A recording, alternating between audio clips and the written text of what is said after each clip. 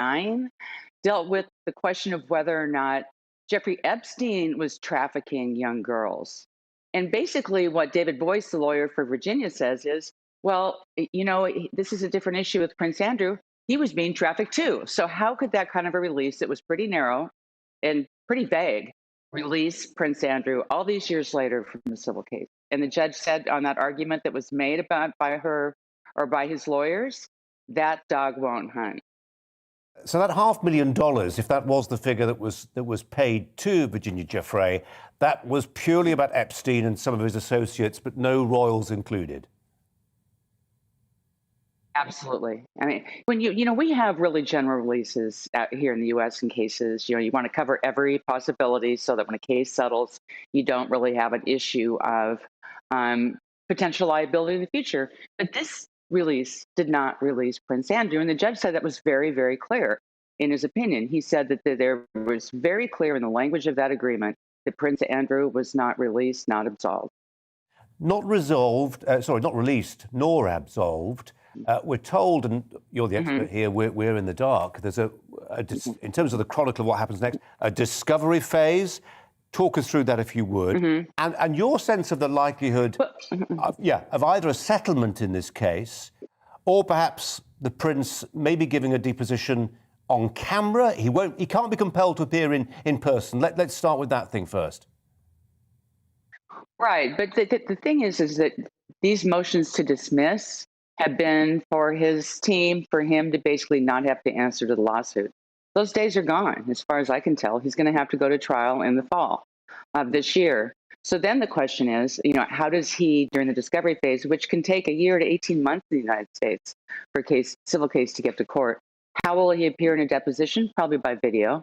Is that discoverable to the press? Probably. You don't have real protections like you do in criminal cases. So does he want to do that after, I think, what's been called a car crash interview that he had in the UK about this case? I don't think so. Does he want to go to trial and have even more exposed about what's been alleged against him? I don't think so there either. So the question is, will he settle? 95% to 98% of the cases in the U.S. settle. It's a question of when, on the courthouse steps, or at a phase like this when you lose your second or third motion to dismiss, or somewhere in between. That discovery phase you described there, Adam, up to 18 months. I mean, that is a sword of Damocles hanging not just over Prince Andrew, but the entire institution of monarchy in this country for up to a year and a half. Yes. That's a lot of time for negative headlines. It would eclipse a major royal anniversary event scheduled for this year, celebrating how long our Queen's been on the throne. This stuff all gets in the way of the smooth running of the institution of monarchy. You can see why, apart from anything else, given that potential lengthy discovery phase, the temptation to settle and soon must be strong. Yes, and I don't know why he wouldn't settle now. I mean, maybe we'll see that in the next week or two, because this has been such a setback. And you don't want to be in the media about this. You don't want to jeopardize the monarchy, of course. The Queen's, is she 95 now? I mean, She's amazing, but you've got a monarchy here that is being directly impacted, has been for a long time, by this scandal, but now a lawsuit that's going to go forward against Prince Andrew, a member of the royal family, and reportedly the Queen's favorite son. Well, you say, why wouldn't he settle? He may not want to settle because he feels he's done nothing wrong and wants to unequivocally clear his name. And also, we're not dealing with, I suppose, politicians here. We're dealing with members of the royal family. To some degree, they have a different kind of autonomy, and sometimes that can work for good and for ill. You mentioned that car crash interview. Nobody in this newsroom would demur from that assessment. It was. And if he wants to, commit a kind of act of legal self-destruction, who's to stop him? Well, there you go. But the thing is that a civil case, everything can be reported in the media. And there's not just a deposition, there's depositions of other people, and there's written answers, and there's documents that are subpoenaed, travel documents, onward and onward. So, and here's the final thing on settlement. You don't have to admit liability in a settlement. You can settle and say, I deny liability, but I wanted to put this behind me, my family, and behind the country. And I think people would accept that largely. So, I mean, it's, to me, I look at this case and think, I don't know what clearing his name, will that happen? with all the press on this, I mean, do you think it'll happen? I don't know. I would hope so if he's innocent, but I don't know if it would happen. No, and to be honest, Anne, it sounds like the royal family have decided he needs to enter a protracted period of purdah, quite potentially until the end of his life, to be out of the public limelight. So they've pretty much made up their mind. Yes. Here. Anne Bremner, really good to talk to you today. Really appreciate your time. Thanks ever so much. Moving on to British domestic politics now. We've got a breaking line for you. We'll share it in just a second. But let's start with a quote. I believed it was a work event. This was Boris Johnson telling during MPs today they'd gathered at PMQs to see if the Prime Minister could account for that bring your own booze party invitation sent out by the PM's private secretary for that event in May 2020. He confirmed he attended the event in the garden of Downing Street, which he reminded the House wasn't just his home, but his workplace too. Mr. Johnson said, "With hindsight, I should have sent everyone back inside. I should have found some other way to thank them, and I should have recognised that even if it could be said to be technically within the guidance, there would be millions and millions of people who simply would not see it that way." Well, the admission the Prime Minister made at lunchtime came after weeks of denying knowledge of parties in Downing Street. Let's turn to the Labour peer, Lord Fuchs, to ponder on some of this. George Fuchs, appreciate your time. And let's start, and actually as a Scotsman, you might appreciate this particular intervention by Douglas Ross, the leader of the Tories in Scotland, senior politician within the Conservative Party, who within the last hour, we are told, has called on the Prime Minister to resign.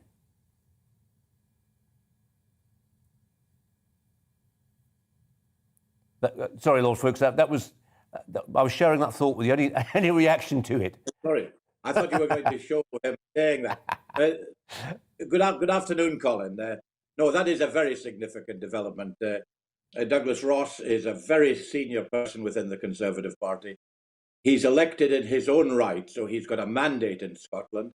He's not beholden to Boris Johnson, and I think it's very significant that he's said this. And he's able to say it publicly. And a lot of other people, Conservative MPs in particular, are saying it privately. I think the way you introduced it right at the start of the programme was the crucial issue. His authority has gone. If he, as Prime Minister, is in a position to want to impose any other restriction for a pandemic or any other rules or regulations, people will ignore him. People will thumb their noses at him because he doesn't have the authority, because of the way that he himself has broken the law. As you know, Lord Fuchs, is full of poetic and tragic ironies. I suppose if the Prime Minister picked up, for instance, the Times today, the Times newspaper, front page story there saying UK ahead of the rest of Europe when it comes to handling the pandemic. I think a couple of days ago we went through 30 million booster jabs given to Britons. On the instruction and that target set by the Prime Minister. There's lots of good news stories that this Prime Minister could be talking about, but he's mired in the past. And all credit to the scientists and the medics and the other people who have administered or produced the vaccines, first of all, and administered them and send them round. All credit to them. And the problem is that because of these events, and this one in particular, attention is away from all of that. Attention is away from the cost of living increase, which is going to really create huge problems for pensioners and for others. Attention is away from the threat that Russia is posing on the border with Ukraine. Attention is away from many, many other things that could be preoccupying all of us, but particularly the Prime Minister of the United Kingdom, because of this particular incident. And it is really quite astonishing, Colin. If you walked in to a party and your wife was there with a gin and tonic, how would you imagine that it was a work occasion? And who sent out the invitations? His principal private secretary. Now, I was a minister for some time. My private secretary would not have arranged something without my agreement. And the principal private secretary in our department would not have agreed something would not have sent something out without the agreement of the Secretary of State. So he must have known about it. And clearly he's lying. And he has a record of lying. He was sacked from the Daily Telegraph from lying. There's an inquiry about this Jennifer Arcuri affair that is underway. because he was allegedly lying. There are a number of other cases, and he has lost all authority. It's not a matter of will he go, it's when. And the Conservatives, of course, will consider what's best from their point of view. What we want to do is not what's best from our political party point of view, but what is best for the country.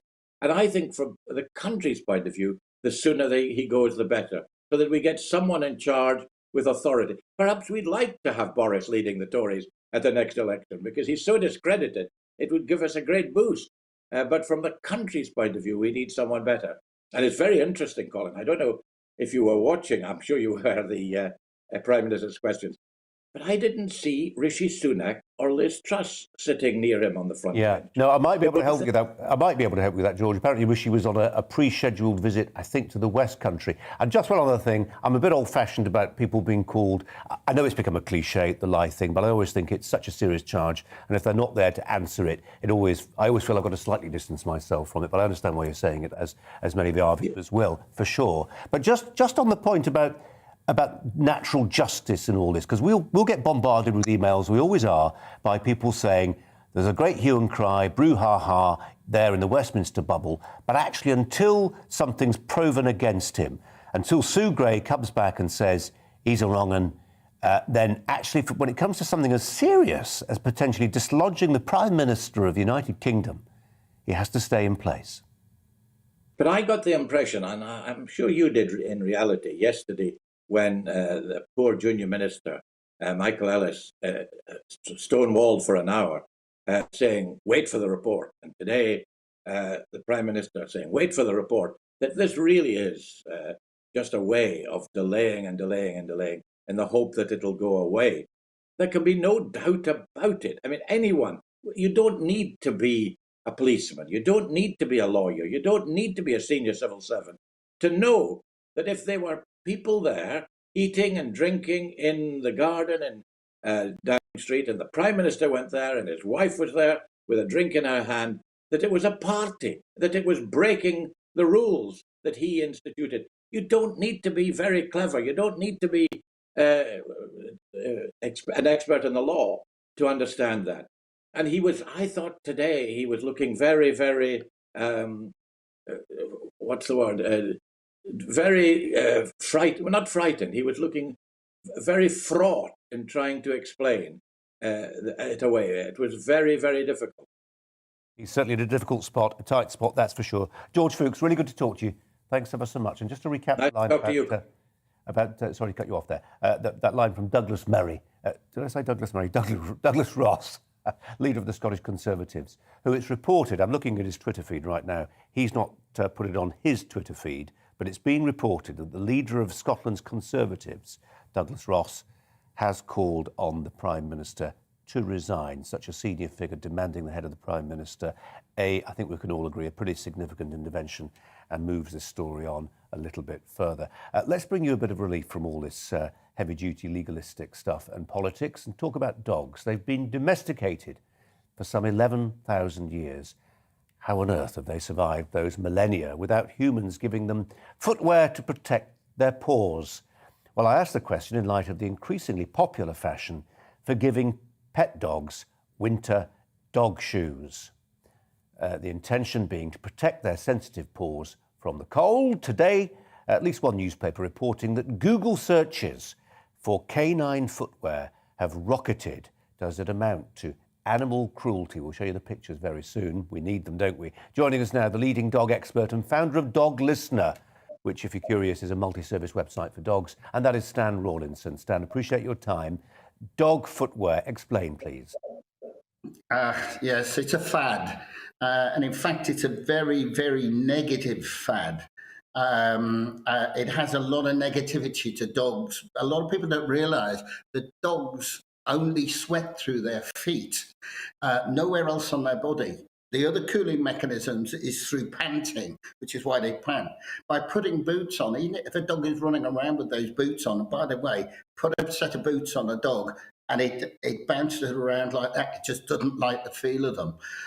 They love the feeling, the ground, the grass, and everything else, and snow. Their pads are set up to be able to control the heat within inside their bodies. Without that, they've got serious problems. So this fad can be actually quite dangerous.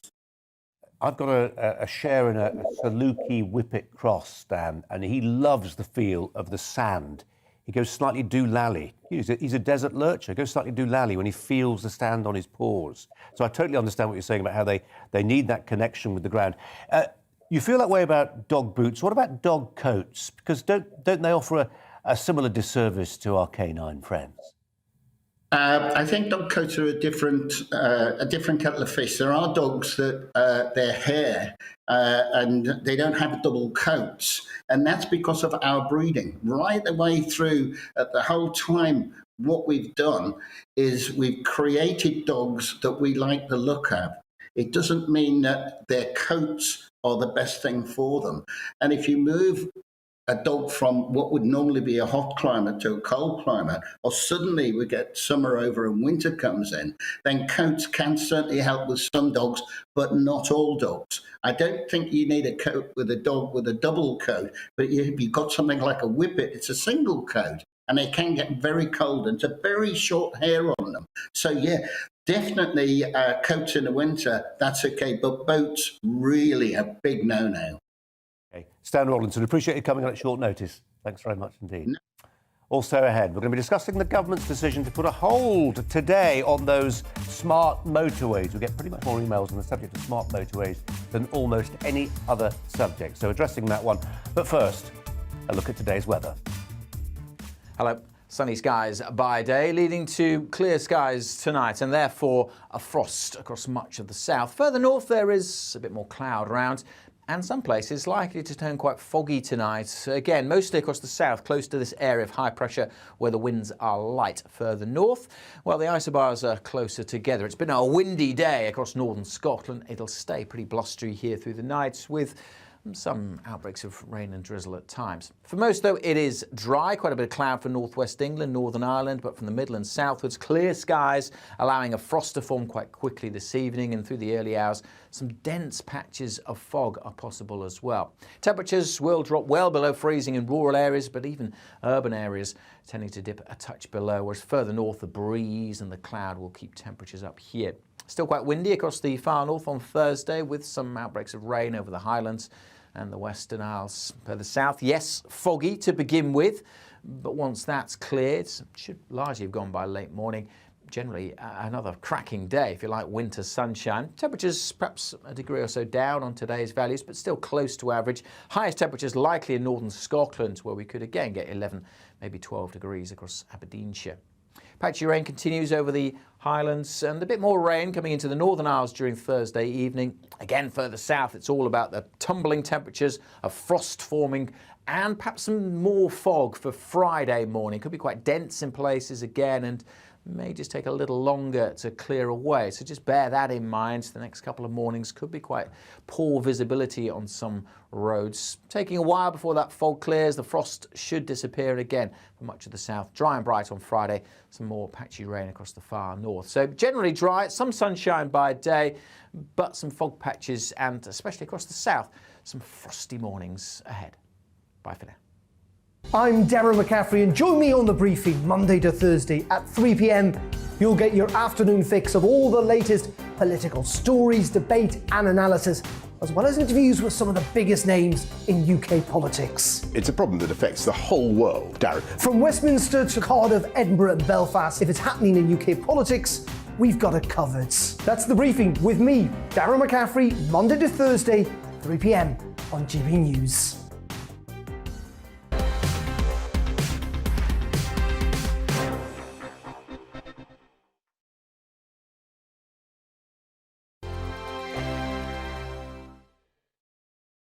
Hello there, I'm Eamon. And I'm Isabel. And you're watching the GB News digital stream across the United Kingdom. And around the world. If you're here in the UK, you can also watch us on your TV screen. GB News is Freeview channel 236. On Sky, we're channel 515. 626 on Virgin Media. Just remember, you might need to retune your TV to watch the channel. Yeah, and if you are doing that, find out more about retuning by going to gbnews.uk. Join my show Farage, 7 p.m. till 8 p.m. Monday through Thursday, and there you will get opinion, analysis, debate, and I'll cover stories that nobody else dares to touch. And then for the last 15 minutes, talking pints. We're over a drink. We have a civilised conversation with someone. We very often disagree, but we do it in a grown-up way. Come and join me on Farage.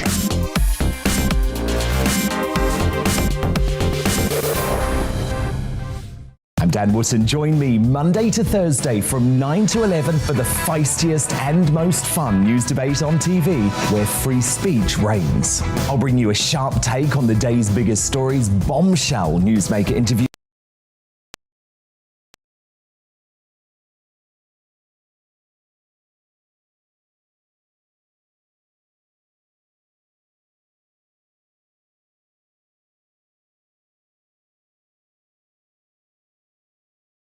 I'm Isabel Webster. And we hope you can join us for Breakfast with Eamon. And Isabel. You make me laugh out loud, belly laugh. Is that important first thing in the morning? Yeah, absolutely. And there's me trying to be deadly serious. News is a serious business. Yeah, I have to rein you in sometimes. Well, it doesn't stop us laughing at it. It doesn't stop us having an opinion on what's going on. Yeah. And it certainly will not stop us reflecting what you think. Weekdays from 6 to 9:30 on GB News.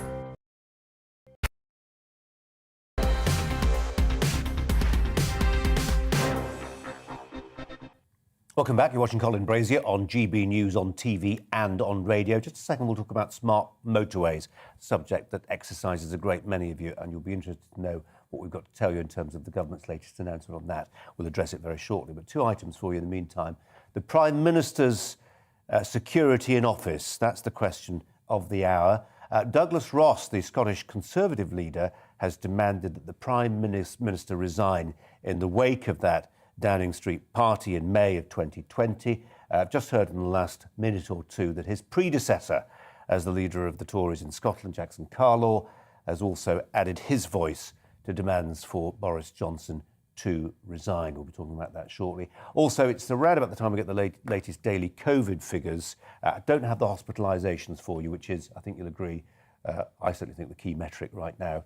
But in terms of the number of recorded cases, a further 129,000 COVID cases, this is Omicron mainly, recorded as of 9 a.m. this morning. It's about actually showing signs of levelling off. The number of deaths within 28 days of testing positive for COVID, 398. That's across the whole of the UK. Well, in England has 400 miles of smart motorway, but will it get any more? In November, we told you how MPs had demanded that the creation of any more of these all-lane running motorways be suspended. And today the government showed it had got the message, it seems, by hitting the pause button. 100 miles of smart motorways under construction will be completed, but other projects will not be. The rollout of smart motorways has been suspended by the government for the next 5 years amid those safety concerns. Motoring groups and lobbyists have been lobbying furiously. They were introduced, these motorways, to increase road capacity, and I'm sure many of you will agree it's needed on many of our busier motorways, as well as managing traffic by converting the hard shoulder to a live running lane. We've reported here, we've talked to a widow in particular, Claire Mercer, of one man killed whilst on the hard shoulder. It's led to fatalities after drivers were left unable to find safe refuge when their vehicles broke down, as they are wont to do. Well, joining me now, former editor of Traffic Technology International, that is Jason Barnes. Jason, thanks so much for your time. We had an indication that this might be the way the parliamentary wind was blowing with those MPs from the Select Committee back in November. How surprised were you by the government's pause decision today, though? I'll just start. I was actually the editor of ITS International, but hey, no worries. Good afternoon. I'm not surprised. I think there is a lot of media pressure There are, as ever, though, it's a simple top story with a lot of complication underneath. Take us underneath, if you would, Jason. Okay, so the original premise of what has become all lane running, it wasn't originally hard shoulder running, and it was a good one. If you were to take a stretch of motorway and want to add an additional lane and the hard shoulder, you've got to go out and find out who owns the land next to it. You've got to buy that land either voluntarily or compulsorily. You've got to go through a planning and build process, and you're looking at a 20 to 30 year process against a now requirement. Now, if you can use technology to make the hard shoulder another lane, you don't have to stand outside the geographic boundary of what's already owned by our motorway operator. So you can absolutely see why it made sense, rather than going through all that sort of compulsory purchase nonsense and bartering with farmers and all the rest of it to secure that land, and all the planning delays that would entail. So we're left with the expedient decision of turning the hard shoulder into a fourth lane. I've interviewed Claire Mercer, I mentioned her in my introduction there, 3 or 4 times. She's a compelling witness against, a sort of prosecution witness against smart motorways. The story, I'm sure you're familiar with it, many of our viewers will be as well, about her late husband who was killed because he had nowhere to go. I mean, there was a drop down one side of the motorway, and this is the problem, isn't it? This is a hard shoulder that was never designed and conceived to be a full-blown lane of motorway traffic. That's a difficult question to answer. That, there are always going to be incidents where bad things happen. There's always going to be the ambition to minimise that as far as you can. At the same time, there was this didn't happen overnight. There was a lot of thought, a lot of study, and it went into why this might be a good idea. Equally, if somebody breaks down in lane 4, for example, what happens there? Sometimes bad things happen, and that's said with every sympathy to those the relatives of those who've passed. But nothing is without risk. No, and Jason, I applaud the balanced note you're striking, because you're absolutely right. The Department of Transport doesn't set out to make a Horlicks of things, and we know there have been problems with things like the cameras that are on the gantries that aren't always talking to each other properly and that sort of thing. And the truth is, when the suspension happens, and we know that traffic volumes are not plummeting, there will be people complaining about jams on motorways and wondering what should happen. Yes, and again, we've got to balance pandemic, haven't we? The point is, one way or the other, despite all the traffic mitigation initiatives that we have had over many years, traffic levels continue to rise. People prize personal mobility. Mobility is enshrined internationally as a human right. You can constrain mobility to a degree by introducing sort of pay-per-mile type charges. They're immensely unpopular as well. You see how the press react every time somebody talks about road tolling. How do you address this? Ultimately, if you look at the strategic road network, statistically, by far, travelling on motorways is the safest way of travelling on roads in the UK.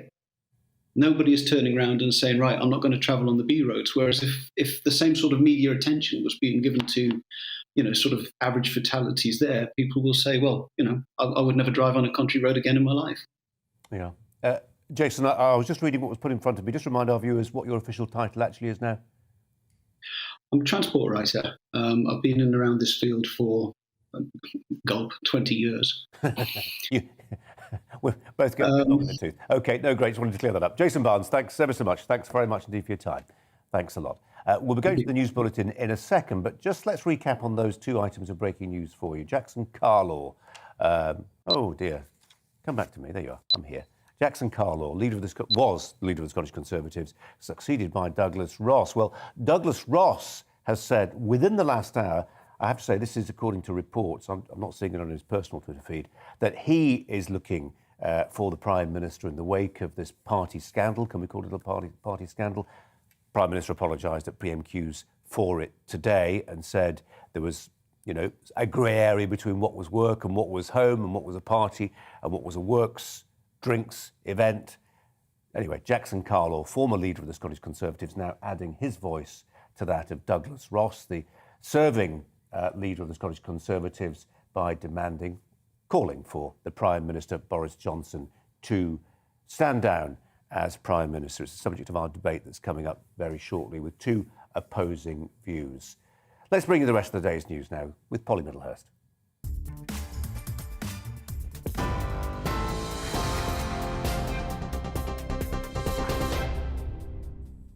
It's 4:34. I'm Polly Middlehurst in the GB newsroom. Prince Andrew will face a civil sex abuse trial in the United States after a New York judge rejected a move put forward by his lawyers to dismiss an agreement between Virginia Giuffre and the late Jeffrey Epstein. In a 46-page decision, Judge Lewis Kaplan ruled that whatever the truth of Giuffre's allegations, the agreement between Giuffre and Epstein cannot be said to benefit the Duke of York. It's thought the civil case against Prince Andrew will now be brought to court in New York in the autumn. Well, join us for more analysis on this now is GB News reporter Ellie Costello. Hello, Ellie, your take on this? Hi, Polly. Well, yes, it's the news that many have been waiting for. Virginia Giuffre will get her day in court and Prince Andrew will face a civil trial in New York this coming year. Judge Kaplan took a week to come up with this decision, 46-page decision, and a week is not a very long time in a civil trial. And to be honest with you, Polly, in that courtroom last week when I was listening in, it was quite clear that Judge Kaplan was sceptical of Prince Andrew's legal arguments. He was pushing back a lot on Prince Andrew's legal team, so perhaps not a surprise that he reached this decision. And have you had a chance, Ellie, you're clearly in front of Windsor Castle there in Berkshire. We know Prince Andrew is the Queen's second son and believed to be her favourite son. Have you had a chance to test the water on this? How are people feeling about this decision? Well, I've spoken to a few people here outside the castle and they are very shocked that this has proceeded to a full civil trial. Of course, we saw the BBC Newsnight interview in 2019. This has been going on for years now, but the fact that this is now going to a civil trial in New York does seem to be shocking people here. Perhaps not a surprise to people who were listening into that courtroom last week. They did try to get off Prince Andrew's legal team, this is, on a technicality, and it's about this 2009 settlement between Virginia Giuffre and Jeffrey Epstein, and in that settlement that was revealed to the public for the first time last week, it revealed two things. One, that Virginia Giuffre settled for £500,000 from Jeffrey Epstein, and she also agreed not to press any charges against Jeffrey Epstein or any other potential defendant, and that is where Prince Andrew's legal team wanted to focus their attention in the courtroom last week. They wanted him to be included in that category. They wanted him to be protected by that settlement. That has not happened. Judge Kaplan today, in that settlement, in that 46-page settlement, he says that the settlement is too ambiguous. Prince Andrew is not listed by name in that 2009 settlement and therefore cannot be protected by it. He says it's an important, legally binding deal and it's open at the moment to much interpretation. So that will proceed to a full civil trial in September to December of this year, it's estimated, unless, of course, it is settled beforehand. Ellie Costello, live outside Windsor Castle for us with that reaction. Thank you very much indeed. Just to reiterate for you that breaking news that we've had here at GB News within the last hour, Prince Andrew is to face a civil sex abuse case in the United States over allegations he sexually assaulted a woman when she was 17, 2 decades ago. The Prince and his legal team vehemently deny those allegations. There is now speculation there could be a court date set for the autumn. We're back in a moment.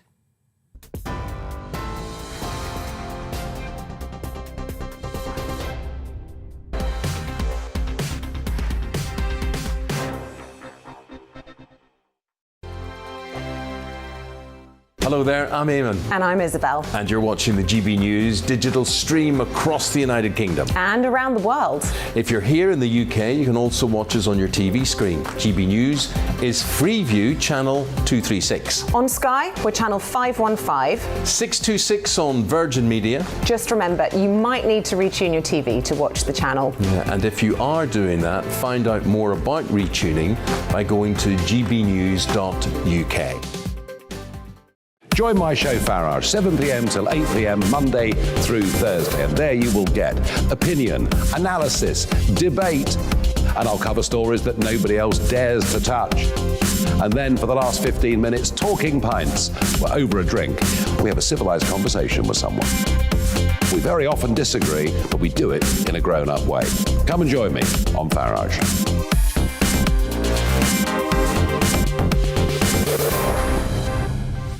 I'm Dan Wootton. Join me Monday to Thursday from 9 to 11 for the feistiest and most fun news debate on TV, where free speech reigns. I'll bring you a sharp take on the day's biggest stories, bombshell newsmaker interviews, and A-list guests.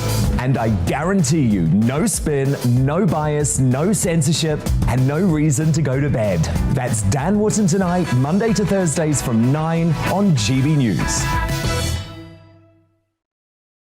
Hello there, I'm Eamon Holmes. And I'm Isabel Webster. And we hope you can join us for Breakfast with Eamon. And Isabel. You make me laugh out loud, belly laugh. Is that important first thing in the morning? Yeah, absolutely. And there's me trying to be deadly serious. News is a serious business. Yeah, I have to rein you in sometimes. Well, it doesn't stop us laughing at it. It doesn't stop us having an opinion on what's going on. Yeah. And it certainly will not stop us reflecting what you think. Weekdays from 6 to 9:30 on GB News.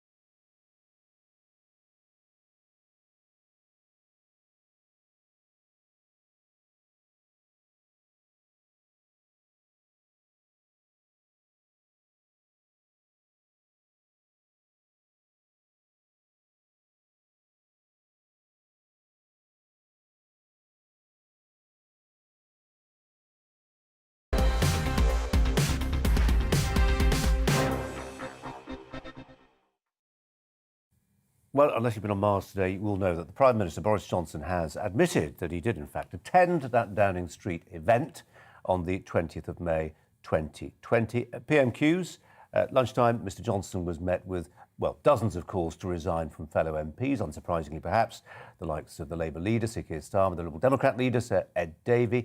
But that lists the names of Douglas Ross, the Scottish Conservative leader, and also Jackson Carlaw, his predecessor at Holyrood in Edinburgh, that both said that he ought to step down if he is found to have broken the rules. So something of a sword of Damocles hanging over the Prime Minister, said it would appear today. The events at Downing Street currently being investigated by the civil servant, Sue Gray, and the Prime Minister says he will await that verdict before making any decision over his future. Let's introduce you to two people who've already made up their minds.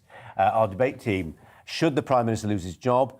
We have the columnist at the Mail Plus, Charlie Peters, who believes Boris should resign, and research fellow at the Bow Group, Benjamin Loughnane, who believes that Boris should keep his job. Benjamin, I think your position is probably the least tenuous right now. Explain your thing. Well, as exhilarating as the scent of blood is, and as much as I want to see, Boris punished for his the way that he was so hypocritical during these lockdowns and brought in such horrible rules, and so many people suffered while he was breaking them, I think we need to step back a bit, get some perspective.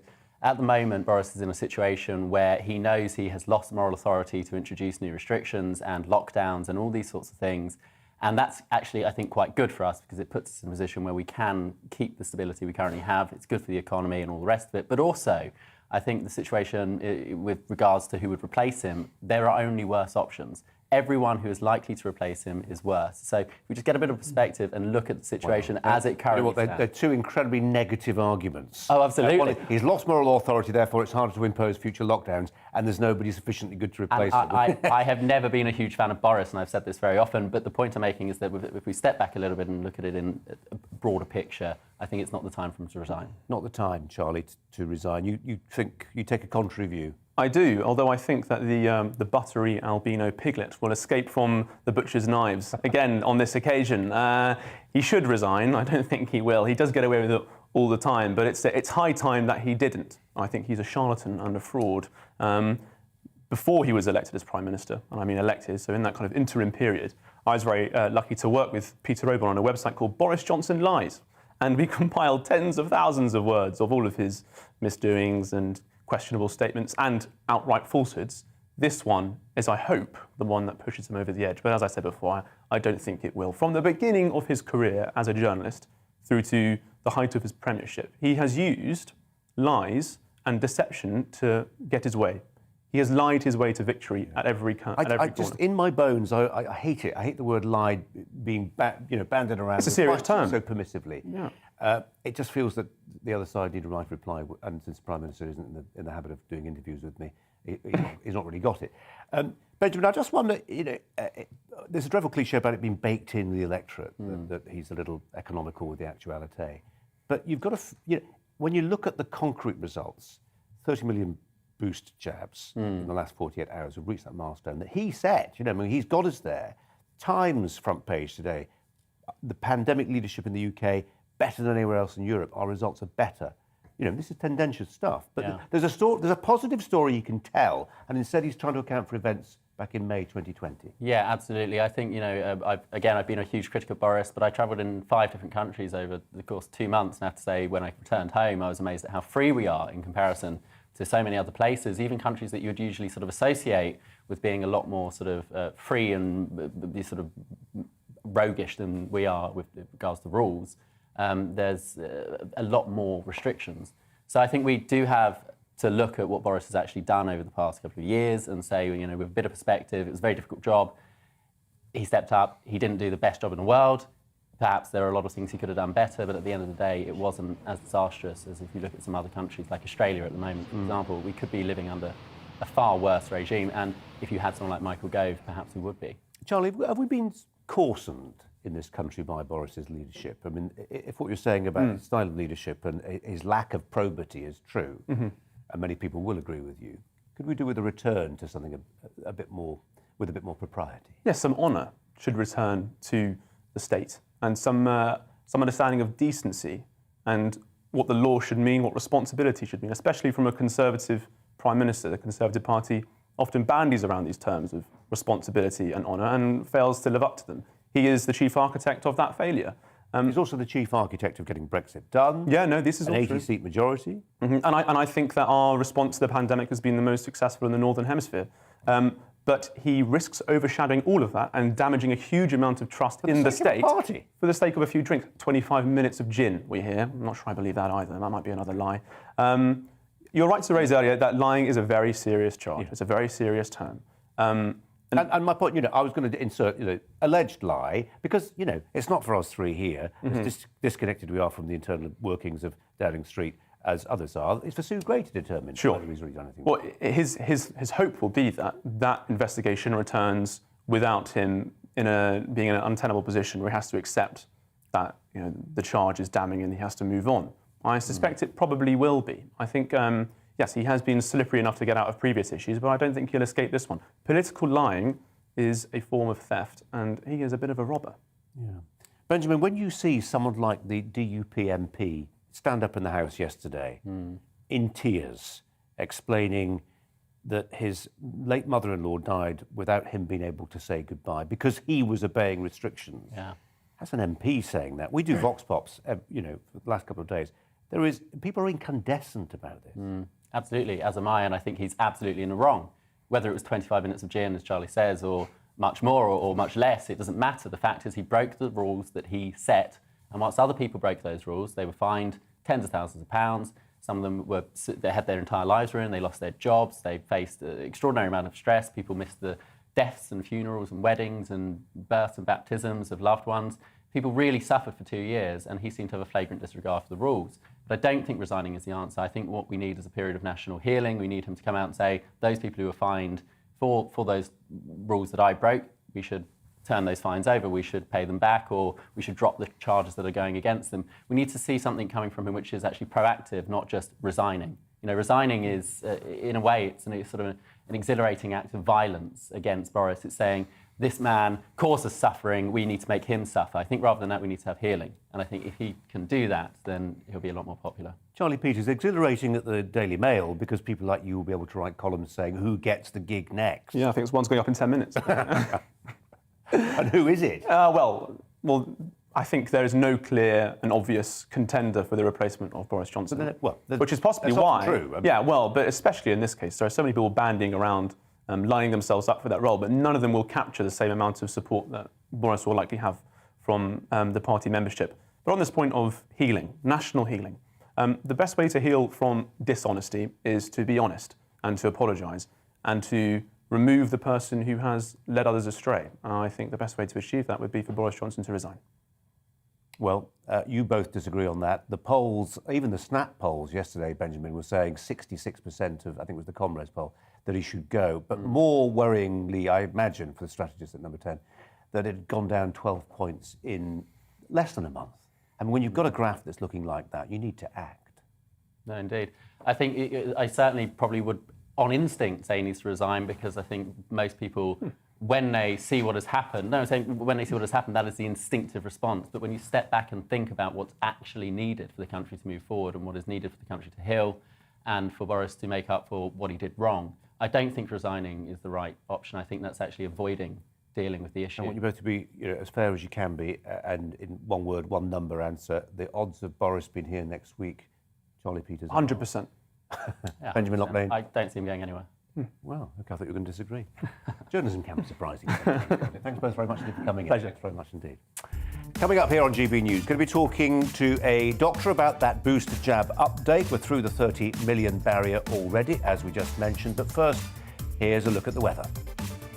Hello. Sunny skies by day, leading to clear skies tonight, and therefore a frost across much of the south. Further north, there is a bit more cloud around, and some places likely to turn quite foggy tonight. Again, mostly across the south, close to this area of high pressure where the winds are light. Further north, well, the isobars are closer together. It's been a windy day across northern Scotland. It'll stay pretty blustery here through the night, with some outbreaks of rain and drizzle at times. For most, though, it is dry. Quite a bit of cloud for northwest England, Northern Ireland, but from the Midlands southwards, clear skies, allowing a frost to form quite quickly this evening, and through the early hours, some dense patches of fog are possible as well. Temperatures will drop well below freezing in rural areas, but even urban areas tending to dip a touch below, whereas further north, the breeze and the cloud will keep temperatures up here. Still quite windy across the far north on Thursday, with some outbreaks of rain over the Highlands and the Western Isles. Further south, yes, foggy to begin with, but once that's cleared, it should largely have gone by late morning. Generally, another cracking day, if you like, winter sunshine. Temperatures perhaps a degree or so down on today's values, but still close to average. Highest temperatures likely in northern Scotland, where we could again get 11, maybe 12 degrees across Aberdeenshire. Patchy rain continues over the Highlands, and a bit more rain coming into the Northern Isles during Thursday evening. Again, further south, it's all about the tumbling temperatures, a frost forming, and perhaps some more fog for Friday morning. Could be quite dense in places again, and may just take a little longer to clear away. So just bear that in mind. The next couple of mornings could be quite poor visibility on some roads. Taking a while before that fog clears, the frost should disappear again for much of the south. Dry and bright on Friday, some more patchy rain across the far north. So generally dry, some sunshine by day, but some fog patches, and especially across the south, some frosty mornings ahead. Bye for now. I'm Dan Wootton. Join me Monday to Thursday from 9 to 11 for the feistiest and most fun news debate on TV, where free speech reigns. I'll bring you a sharp take on the day's biggest stories, bombshell newsmaker interviews, and A-list guests. And I guarantee you, no spin, no bias, no censorship, and no reason to go to bed. That's Dan Wootton tonight, Monday to Thursdays from 9 on GB News.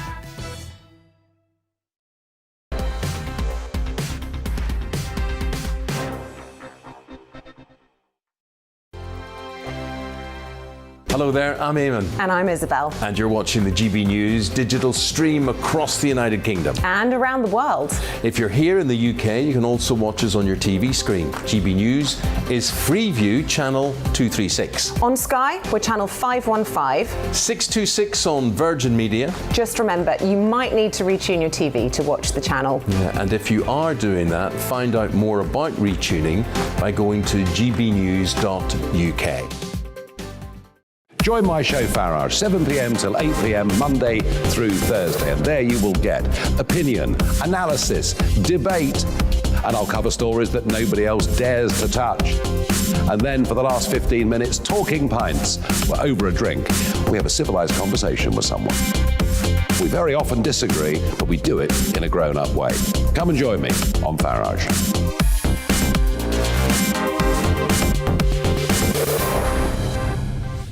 I'm Dan Wootton. Join me Monday to Thursday from 9 to 11 for the feistiest and most fun news debate on TV, where free speech reigns. I'll bring you a sharp take on the day's biggest stories, bombshell newsmaker interviews, and A-list guests.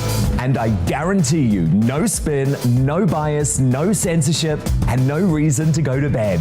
That's Dan Wootton tonight, Monday to Thursdays from 9 on GB News. Hello there, I'm Eamon Holmes. And I'm Isabel Webster. And we hope you can join us for Breakfast with Eamon. And Isabel. You make me laugh out loud, belly laugh. Is that important first thing in the morning? Yeah, absolutely. And there's me trying to be deadly serious. News is a serious business. Yeah, I have to rein you in sometimes. Well, it doesn't stop us laughing at it. It doesn't stop us having an opinion on what's going on. Yeah. And it certainly will not stop us reflecting what you think. Weekdays from 6 to 9:30 on GB News.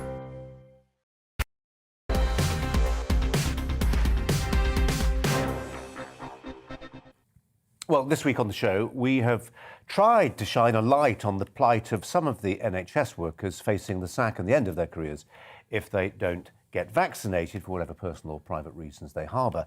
Our interview with Dr. Kate Goodman has had more than 300,000 views on Twitter alone since we put it up on Twitter yesterday. But today we will be discussing the many positives of vaccines. Today, actually it was the day before yesterday, we hit 30 million people in the UK to have had a booster, and we could be one of the first major developed nations to, as the phrase goes, live with COVID. What is then the latest official advice, and has it been met by the public? Let's talk to an NHS GP, Dr. Veena Babu, about this. Doctor, thanks so much for joining us. I'm just looking at that. Thank you for having me. Hi, Doctor. I'm just looking at that latest data that we get always around this time of the day from the NHS for the UK as a whole. We've got the number of deaths, which is holding steady. It's about 398 precisely over that 28-day period. Cases 129,000. Big numbers. I don't have the hospitalisation figures, but certainly the story that's been told recently is that it's nothing comparable to where we were in the spring of last year. You're on the ground. You're seeing it. What are you seeing? I have to really corroborate with that data that you've just presented to us really concisely, because, I'm a full-time GP. I work in a combination of community clinics, hot hubs, A&E, and urgent care centres. So I'm not just in the community. I also see things right at the A&E front line. And this time last year, we were dealing with something completely catastrophic. So what we all need to remember is the main positive of getting the vaccination is reducing adverse outcomes, reducing more and more elderly, vulnerable, or people with chronic conditions ending up in ITU, ending up, battling for their last breath or battling for their life. So although people are getting infected with COVID now, especially with the new variant, a lot of them are asymptomatic or have mild symptoms that we have actually been able to contain and manage. And a lot of the success is because over 70% of our population is now vaccinated. Veena, feel free not to answer this question because it's sensitive territory indeed. But we put up an interview I did a couple of days ago with a doctor up in Gateshead. She'd wanted to be a doctor since she was a child. By all regards, well regarded by her colleagues. She has never had COVID and hasn't been vaccinated. So come April the 1st, she stands to lose this position that she's fought tooth and nail over the years through med school and all the rest of it to get to. Do you know of people, and can you understand the position of clinicians like you, I don't know what your personal circumstances are apropos the vaccine, who elect not to have a vaccine, or do you just think there can be no excuse? There must be zero tolerance for people who potentially pose the threat of transmission if they've not been vaccinated? And I understand that's obviously a very disputed point. Yeah, it is very sensitive and it is challenging to answer this question. However, if we take a step back, we're all individuals who are a product of our upbringing, our environment, our education, our personal experiences. However, when you become a professional, you have to sometimes put your individual views aside and think of the community, the nation, your job as a whole. So I, as a doctor, I qualified in 2015. I've been a doctor for over 6 years. Having looked at the data, having looked at what vaccinations can do, be it pediatric immunizations to now the COVID vaccine, which is going, revolutionary in how it's come about, I would encourage everyone to get your vaccine. I have had all 3 doses and I have seen the benefits of what it can do in the community firsthand and in my own family members. However, I can see where they're coming from. But would I agree with it? Personally, I wouldn't. And I don't know any of my personal colleagues from my med school circuit or from my colleagues that I work with who've denied this. So this might be in isolation, or it could be a larger number of people. I guess we have to look at it as everyone is also an individual and do have their own right to, voice their opinions. But I think the weight of that opinion is a lot heavier when you're also a professional. And I think that's something we can't ignore. Yeah. And do you think this is, booster jabs? I started our conversation about the booster jabs, more than 30 million administered in the UK now. Do you think we're going to see booster jabs in perpetuity, as you would with flu? A study from Israel where they've had a 4th jab and they think it's worth doing. There are other people, very eminent people here in the UK, who think it's 3 strikes and that ought to be it. I think we'd have to wait and see. And I only say that because as with flu, every virus does mutate, it does change. And the benefit of giving the flu jab kind of on top, every year to the most vulnerable, specifically if I talk about asthma patients, those who are transplant patients or the elderly over 65, is to give their immune system a boost. So we might see in the future that the COVID booster is only maybe offered to the vulnerable groups so that we don't see them getting sicker. But after this entire wave, we might also see, like you said, we might be one of the few nations in the West where we can live with COVID. We may not end up with adverse outcomes and we may not need the boosters, but only time will tell depending on data and figures as we keep an eye on them. Veena Babu, good to talk to you as ever. Thanks very much indeed for your time. Thanks a lot. Thank you. Well, hi there. Welcome to Brazier. Coming up live at 5. Will Andrew give evidence in court after today's ruling in the last couple of hours in America that a civil sex trial against him can go ahead? What would the Iron Lady have done as Boris Johnson fights to hang on to his premiership tonight? I'll be joined by the man who keeps Margaret Thatcher's memory alive. And shiver me timbers, new planking for Lord Nelson's flagship on the centenary of HMS Victory's arrival in Portsmouth. But first, the latest news headlines.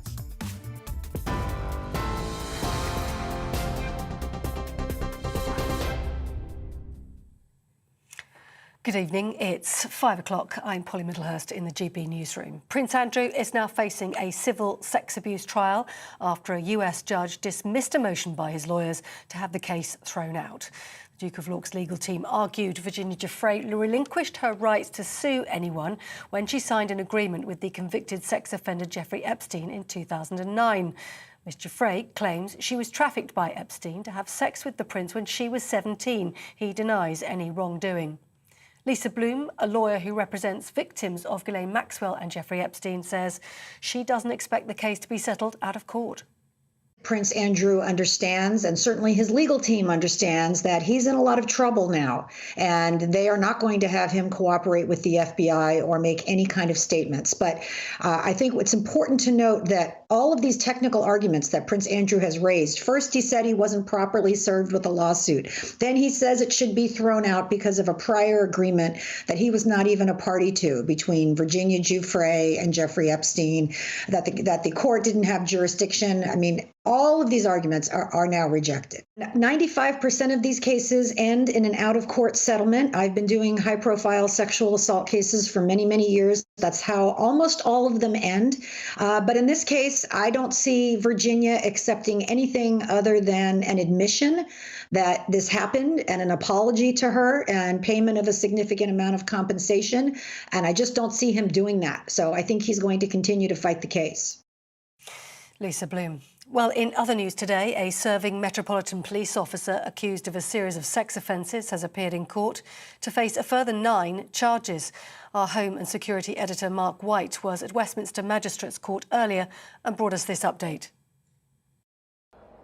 PC David Carrick, who's attached to the Met's Parliamentary and Diplomatic Protection Command, first appeared in court in October last year, charged with 1 count of rape. Last month, he appeared at St Albans Crown Court, facing a total of 20 counts against 4 women. Well, today a further 9 charges were laid before the court. In total, he now faces 29 allegations, including 13 counts of rape against 8 women. He appeared via video link from Belmarsh Prison today, was remanded back into custody and will appear in court in St Albans again on the 28th of this month. In other news, French police have made an arrest in connection with the unsolved murders of a British family in the French Alps almost 10 years ago. Saad al-Hili and his wife Iqbal and her mother, Suhaila al-Alaf, were shot dead on a road near Annecy in September 2012. Their 2 daughters survived the attack. A cyclist was also killed at the time. In a statement, the French authorities said a person had been arrested shortly after 8 o'clock this morning by police in Chambéry, saying that further details would be released later. Here, the rollout of smart motorways in England, which uses the hard shoulder as a traffic lane, has been suspended over safety concerns. The Department of Transport now saying the decision follows several fatal crashes. New smart motorways will be put on hold until at least 5 years of data is collected. But campaigner Claire Mercer, whose husband was killed using one of those roads, told GB News the new proposals aren't good enough. They could have easily just flicked a switch and turned the first lane off while they investigate smart motorways for the 25th time in the last 2.5 years. Just pause it. All they've actually promised to do is pause the rollout of new smart motorways, but it's not even all just new smart motorways. It's only ones that aren't substantially completed. So we're still going to have smart motorways opening in the next few years. Novak Djokovic has admitted breaking COVID isolation rules when he met a journalist after testing positive for coronavirus. He says it was an error of judgment and that he wanted to fulfil the long-standing meeting with the reporter. It's as the Australian government is considering whether to deport him following a row over his visa and his vaccination status. This is GB News. More news as it happens. Now back to Brazier.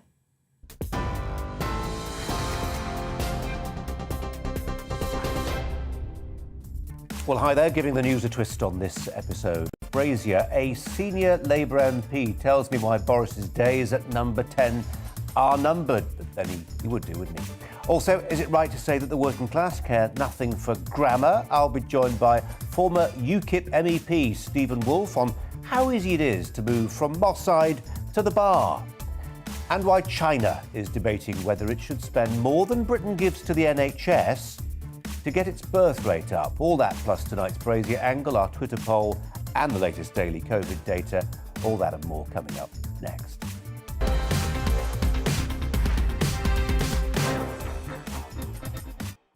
So Boris Johnson, as you know by now, has apologised for attending a boozy Downing Street party at Prime Minister's questions earlier today, saying, "I thought it was a work event."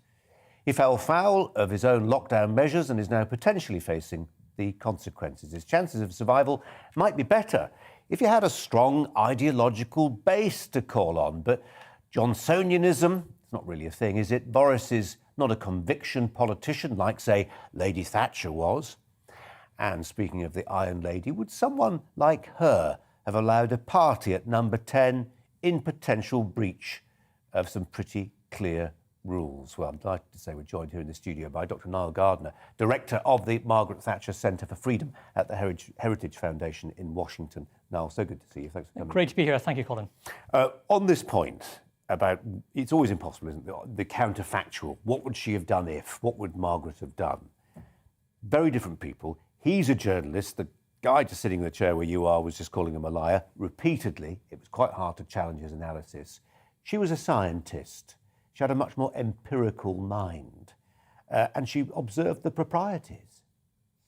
Yes, I mean, I think, in terms of how Lady Thatcher would have approached this, just a few observations. I think, firstly, she would have opposed, I think, the kind of draconian measures that were implemented in the first place. I don't think she would have supported, these kinds of controls that restricted individual liberty, limited economic freedom as well. And so I think she would have opposed those in the first place. But, having said that, for the sake of argument, if she were in power and these, draconian measures were in place, she would have made sure that her government would have abided by them. She would not have in any way supported any breaking of the rules.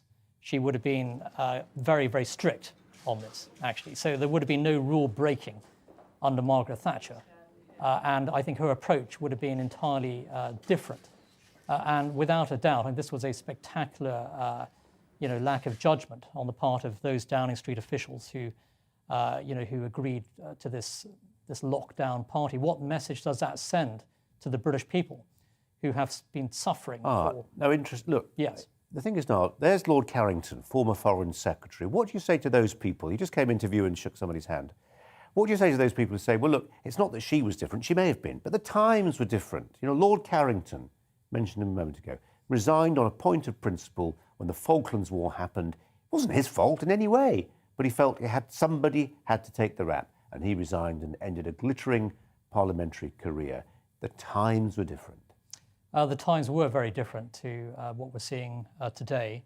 And I think certainly politicians were held to a far higher standard in those days as well. By journalists like me? Yes, exactly. And, I have to say, today, I just flew in from Washington this morning. What an extraordinary day in British politics. Do you think so, really? Yeah, I think a devastatingly bad day, certainly for the Prime Minister, but also for the British political system as well, I think, here. Because there's nothing worse than the whiff of hypocrisy on the part of politicians. And the British people, of course, will hold those politicians to account today. And I think that this is a very dangerous situation for the Prime Minister. I have tremendous respect for what Boris Johnson achieved with Brexit, and I think we do owe him an immense debt of gratitude for his role in ensuring that Brexit in a job now. happened. Maybe why he's still in a job, because of that debt of gratitude people feel. But at the same time, when you're the Prime Minister, you have to live by the rules that are set by your own government, and that is a cardinal rule.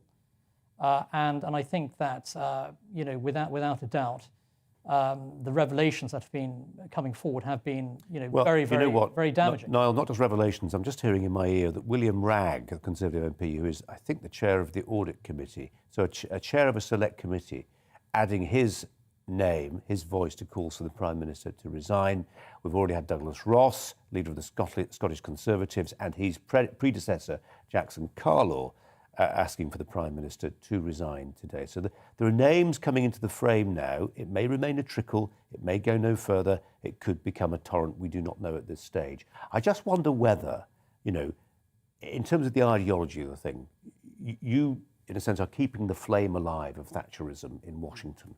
You think deeply about what it was she stood for. What does Boris Johnson stand for? Because she had people who were prepared to almost lay down their lives to make sure that she'd carry on the unfinished business of Thatcherism. For a lot of people, it doesn't feel like Boris has that much unfinished business. He's a managerial, not a conviction politician. Yeah, I think that this government certainly has veered away from Thatcherism in some key respects. I do think the British government's been very good in some areas, such as delivering Brexit, for example. But however, if you look at the tax rises, the huge increases in government spending, the continuing high levels of government debt, the decline of economic freedom has been spectacular in the UK in recent years. And I think that the Conservative Party has to return to conservative policies, to conservative values. It has to be in favour of free markets, free trade, individual liberty, the advance of economic freedom, get government off the backs of individuals, basically. And I think that, if the Conservative Party actually returned to its Thatcherite roots, I think the Prime Minister would be in a far stronger position than he is today. We have some Secretaries of State who have pictures of Margaret Thatcher above their desk. I'm thinking of Sajid Javid. Who gets the gig? Just give me a name. Well, I think you have a number of key contenders, but I think, two of the strongest contenders who certainly are, seeking to fly the Thatcherite flag are Priti Patel and of course Liz Truss as well. And so I think you will see some key contenders who will be trying to inherit the mantle of Margaret Thatcher. Niall Gardner, appreciate you coming in, Niall. Thanks. Thank you very much. Thanks. We're changing tack. Have you been burgled? If so, did the police take the trouble to visit your property, or were they busy attending an important Twitter hate incident? For those of us who believe that solving burglaries should be a high priority for officers, a glimmer of hope. The results are in, the data is clear. What happens when a force sets out to tackle domestic burglaries? The number committed falls rapidly. Who would have thought that? Well, the force that led the way, Northamptonshire Constabulary, it launched Operation Crooked a couple of years ago, and the number of homes being broken into has almost halved. Bedfordshire Police saw burglaries fall by a third after they sent a scene of crime officer to visit the scene of every break-in. Well, imagine that. Joining me now, Norman Brennan from the Law and Order Foundation and a London police officer for some 31 years. Norman Brennan, thanks ever so much for joining us today. I'm being facetious, but actually this is a serious business. That there is a sense in which the general public feel that sometimes many of our police forces have a wrong set of priorities. I completely agree. Hurt words. Most frontline police officers now are sick and tired of that. The hurt words that they get accused of 24/7 are some of the most horrendous words and abuse that I've ever heard police being abused about. Anyway, getting to the point, we used to have Operation Bumblebee, which meant that as well as seeing police officers on the beat about 15, 20, 30 years ago, every time anyone was burgled, a police officer attended. They attended quickly. When we attended, that officer was written off and other officers covered any calls that officer may well have been asked to attend. They had a cup of tea. They sat down with the victims. They reassured them nothing was rushed. We got an evidential statement taken. We looked at forensics. We got forensics to come round and take fingerprints, any other marks, footprints that we could then take back and put on a database. We also left having given the householder and the victims some reassurance that we cared, that we intended to investigate it. Nowadays, people don't even get a police officer on the most routine of calls. The public don't see a police officer. So what we're basically doing is reinventing the wheel. We're going back to how it should be, how policing victims who have had their houses violated. Some will move, others will live in fear. Others will spend thousands of pounds on alarms and locks and still live in fear. So what we're doing is reinventing the wheel, and it's good that these statistic results show that police attending and reassuring victims actually works. Norman, briefly, is this a failing of central government? Is this the Home Office just saying laying down a set of priorities which are wrong in your view, or is it at an individual constabulary level, or is there something else going on? Is it a lack of available police officers to deploy? Are they just doing other things? Mentioned rather flippantly that they're dealing with Twitter hate crimes, but are they being pushed towards dealing with other less obvious crimes? Well, many people feel that the police are more concerned about nicking motorists, giving fixed penalty tickets out, stop and searching young black suspects. That is just one small part of policing.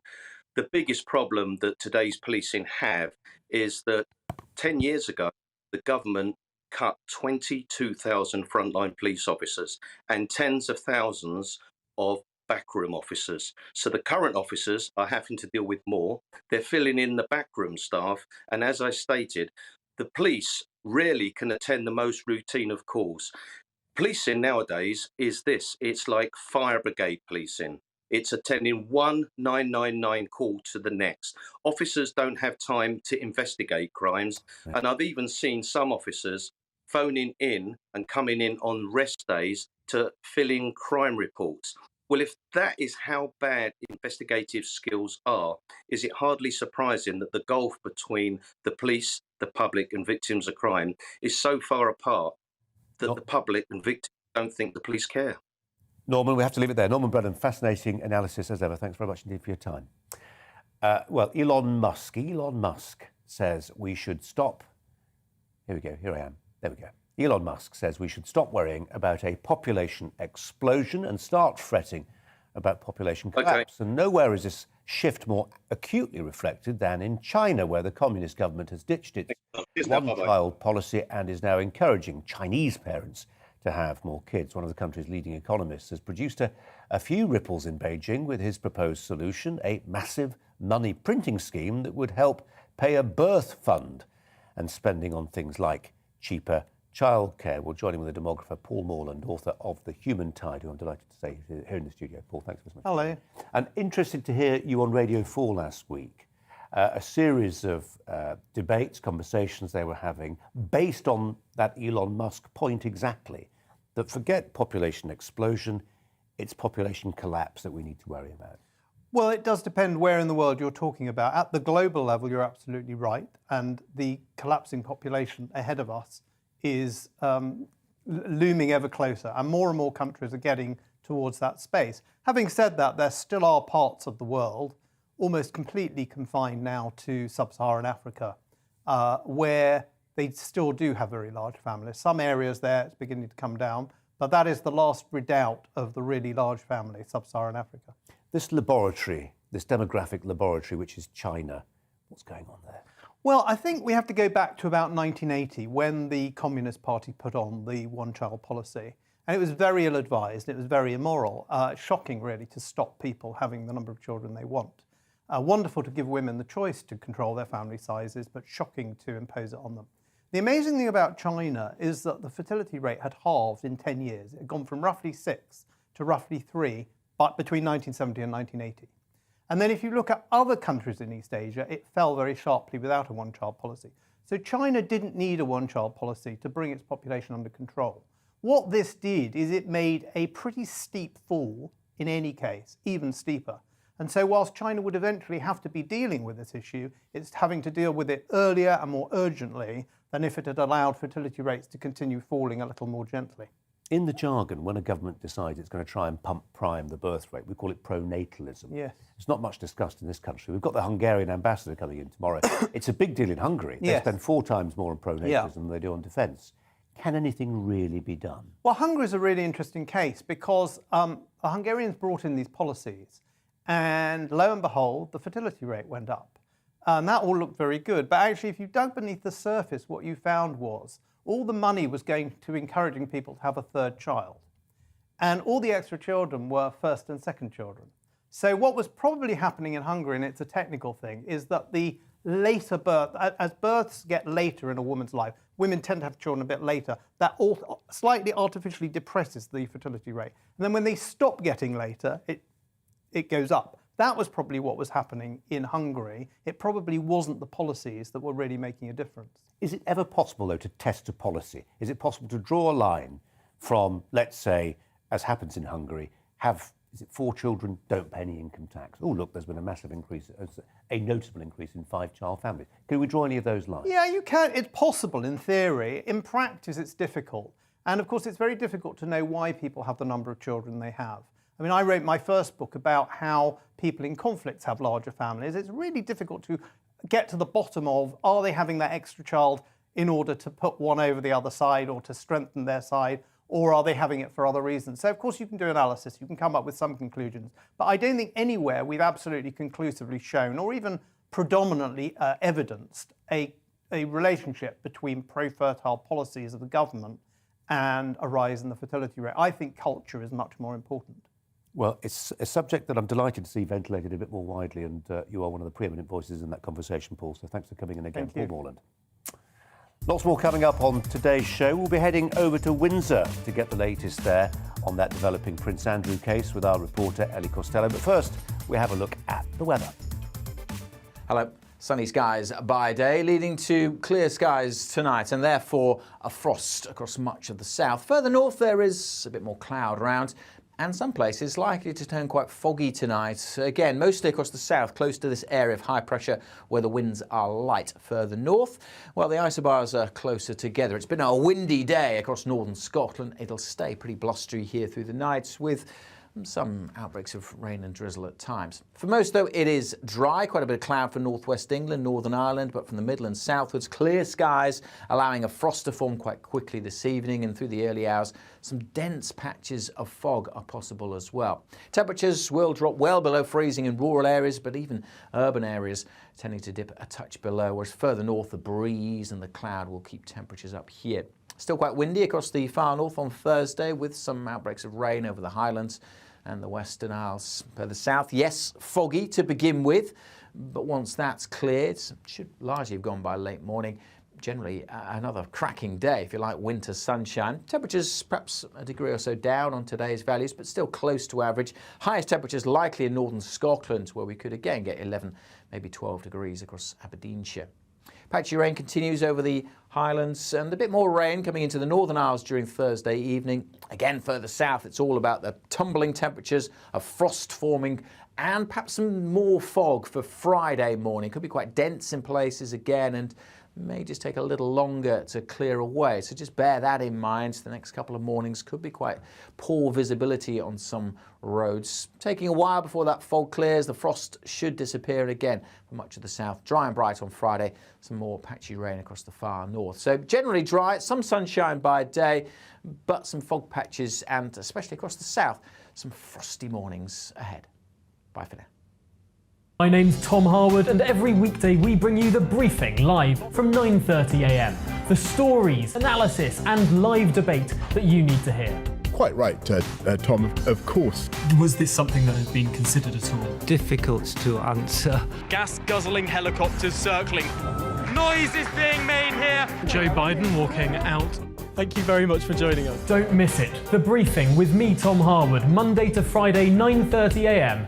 on GB News.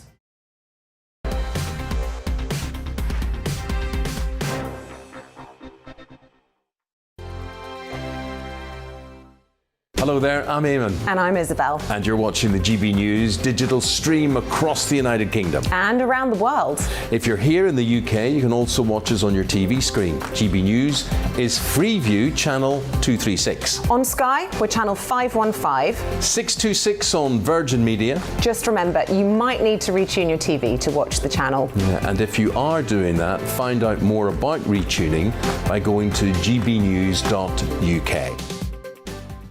Join my show Farage, 7 p.m. till 8 p.m. Monday through Thursday, and there you will get opinion, analysis, debate, and I'll cover stories that nobody else dares to touch. And then for the last 15 minutes, talking pints. We're over a drink. We have a civilized conversation with someone. We very often disagree, but we do it in a grown-up way. Come and join me on Farage.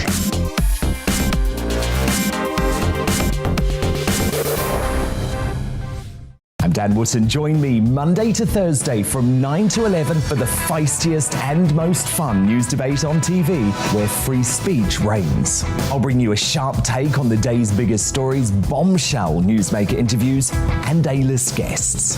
And I guarantee you, no spin, no bias, no censorship, and no reason to go to bed. That's Dan Wootton Tonight, Monday to Thursdays from 9 on GB News.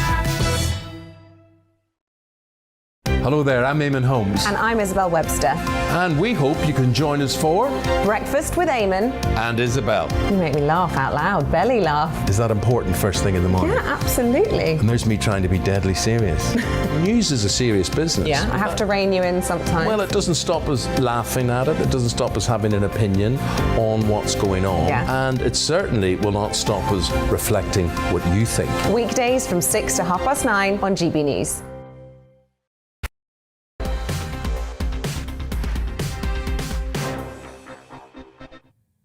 A bit more on the news that the Duke of York will face a civil sex trial this autumn, we think this autumn, in America, unless, that is, his legal team settles the case before it comes to trial. Some feel there's a high likelihood of that. Let's turn to our correspondent who's been covering this story, Ellie Costello, who joins us now. Ellie, what do you know?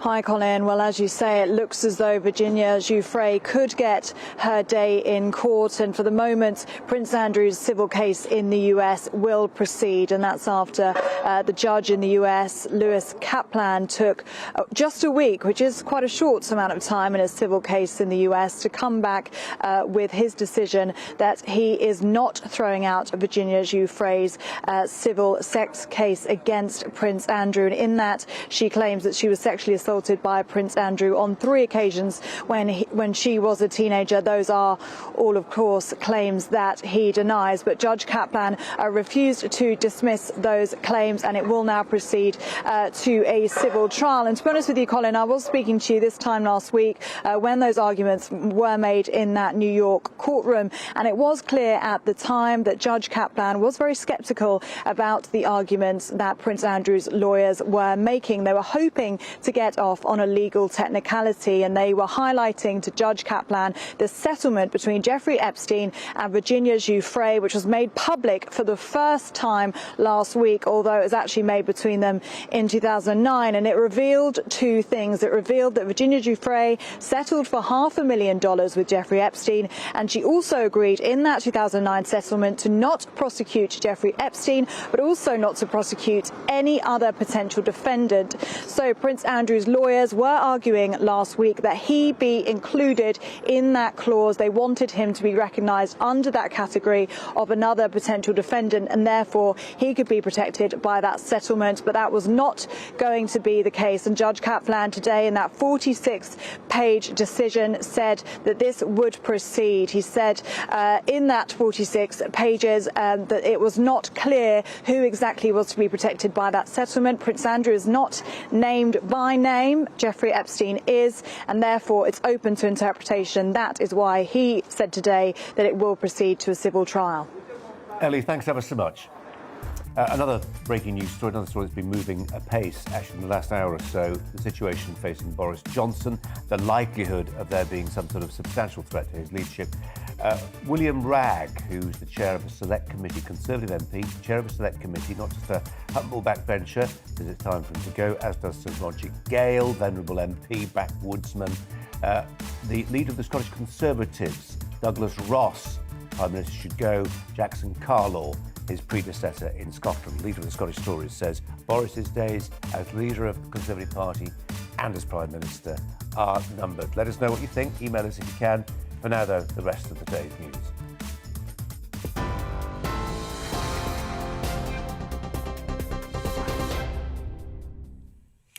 Colin, thank you. It's 5:30 and I'm Polly Middlehurst in the GB newsroom. Prince Andrew is now facing a civil sex abuse trial after a US judge dismissed a motion by his lawyers to have the case thrown out. The Duke of York's legal team argued that Virginia Giuffre relinquished her rights to sue anyone when she signed an agreement with the convicted sex offender Jeffrey Epstein in 2009. Ms. Giuffre claims she was trafficked by Epstein to have sex with the prince when she was 17. He denies any wrongdoing. The Prime Minister has apologised after admitting he was at a Downing Street drinks party during the first lockdown. Boris Johnson says he believed it was a work event and therefore within the guidelines. During a heated debate in the Commons, the Labour leader Sir Keir Starmer, along with other opposition leaders, were among those calling for his resignation. The 8-year jail term handed to Frankie Smith over the death of her 16-month-old daughter Star Hobson has been referred to the Court of Appeal for being unduly lenient. The Attorney General says the case was tragic and extremely upsetting. A date for the hearing hasn't yet, though, been confirmed. And French police have made an arrest in connection with the unsolved murders of a British family in the Alps nearly 10 years ago. Saad al-Hili, his wife and her mother were shot dead on a road near Annecy in September 2012. A French cyclist, Sylvain Mollier, was also killed. The British family's 2 daughters survived the attack. And Novak Djokovic has admitted breaking COVID isolation rules when he met a journalist after testing positive for coronavirus. He said he made an error of judgment, adding he wanted to fulfil the long-standing meeting with the reporter. It's as the Australian government is considering whether to deport the world number one following a row over his visa and his vaccination status. You're up to date. I'll be back with more on today's main stories at the top of the hour. See you then.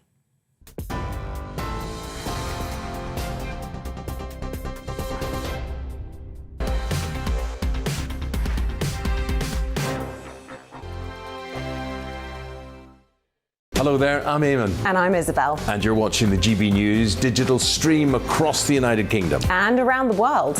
If you're here in the UK, you can also watch us on your TV screen. GB News is Freeview channel 236. On Sky, we're channel 515. 626 on Virgin Media. Just remember, you might need to retune your TV to watch the channel. Yeah, and if you are doing that, find out more about retuning by going to gbnews.uk.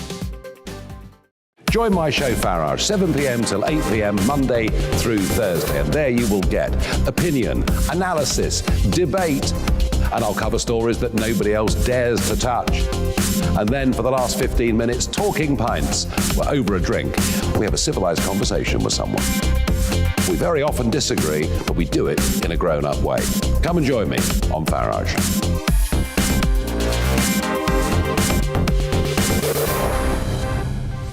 I'm Dan Wootton. Join me Monday to Thursday from 9 to 11 for the feistiest and most fun news debate on TV, where free speech reigns. I'll bring you a sharp take on the day's biggest stories, bombshell newsmaker interviews, and A-list guests. And I guarantee you, no spin, no bias, no censorship, and no reason to go to bed. That's Dan Wootton tonight, Monday to Thursdays from 9 on GB News. Hello there, I'm Eamon Holmes. And I'm Isabel Webster. And we hope you can join us for Breakfast with Eamon. And Isabel. You make me laugh out loud, belly laugh. Is that important first thing in the morning? Yeah, absolutely. And there's me trying to be deadly serious. News is a serious business. Yeah, I have to rein you in sometimes. Well, it doesn't stop us laughing at it. It doesn't stop us having an opinion on what's going on. Yeah. And it certainly will not stop us reflecting what you think. Weekdays from 6 to 9:30 on GB News.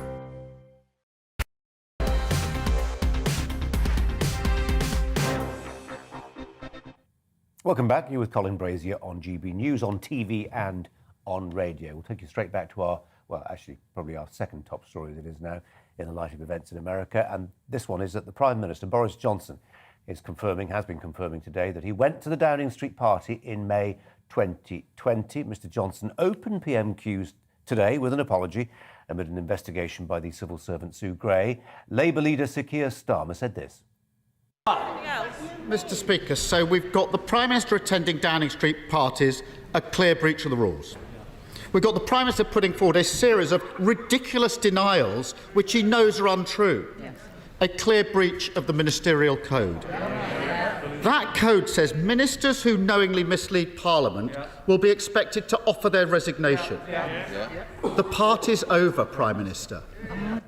Well, let's get a Labour perspective on this one. The Labour MP, Khalid Mahmood, joins us now. Khalid Mahmood, thanks so much for your time. Appreciate it as ever. I just wonder how far you think maybe you and other Labour MPs are away from that text from the Whip's office saying, do you know what, guys, stand down. The Tories are actually ripping themselves to shreds on this. You can put your feet up. I say it under the context of the fact that we're seeing that William Ragg, Conservative chair of a select committee, is calling on the Prime Minister to resign. Sir Roger Gale. In Scotland, the leader of the Scottish Tories, Douglas Ross, has said the same thing. You just leave them to it. Well, yes. I mean, basically, look, I think both those Conservatives have realised what a difficult position that Boris has put the Conservative Party into. And I think for that reason alone, the fact that he couldn't just tell a simple truth. Why did you need a civil servant to carry out an investigation, which is quite clearly the simplest thing to do, was to fess up and say, look, yes, we were there. It was a mistake. As he's apologized today, if he'd done this a few months earlier, perhaps it would have saved us all a huge amount of distress. And people who've had to listen to this, my constituents, myself, we lost our my father-in-law.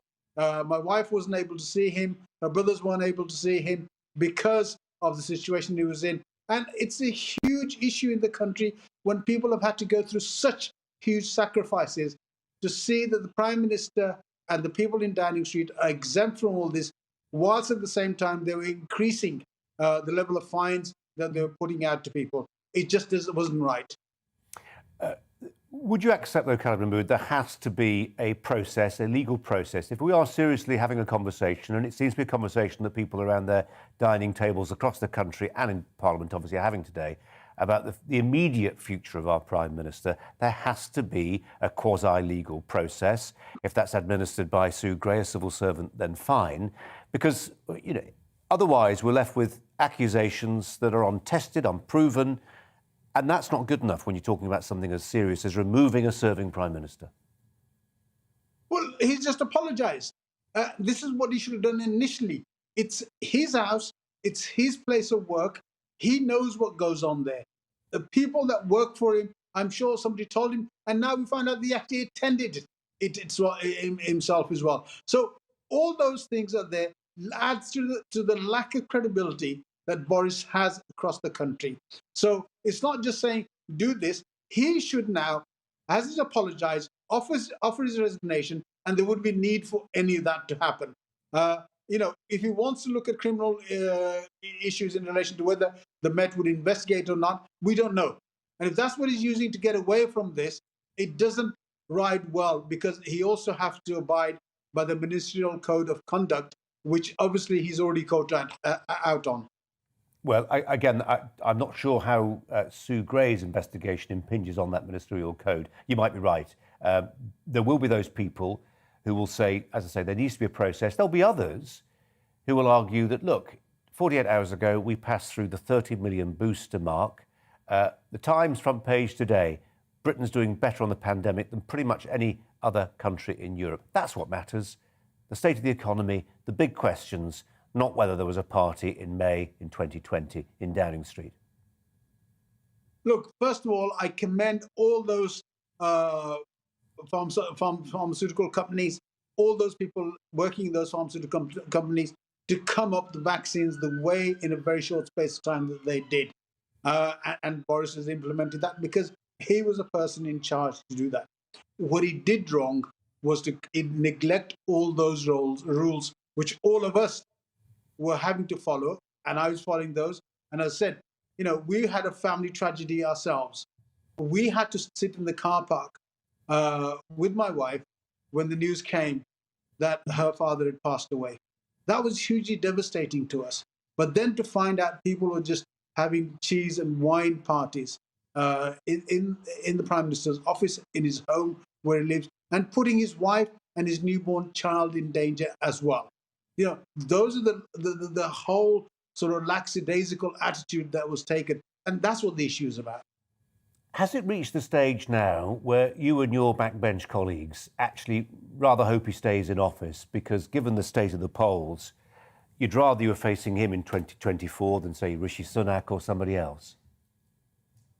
No, I think where accountability is there, it has to be done. And we will fight any Conservative leader that takes over from him. We'll find it on the basis that we've now started to move on. Keir Starmer last Tuesday, this Tuesday just gone, has set out his plan how to deal with this and how we're going to work on this. And we've done that.